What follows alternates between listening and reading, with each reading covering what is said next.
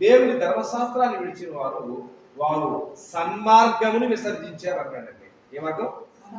సన్మార్గాన్ని విసర్జించారు అన్నాడు. నిజంగా సన్మార్గం అనేటువంటి మాట మనం చూస్తే ఎక్కడా కూడా వడి గాని వంక గాని ఎవరో కూడా కామెంట్స్ చేసేటువంటి విధానంలో ఉండనటువంటి మార్గం అనేది దేవుని మార్గం. కాబట్టి హోషేయ గ్రంథంలో మాట్లాడుతూ ఉంటాడు, యెహోవా మార్గములు చక్కనివి అని అన్నాడు.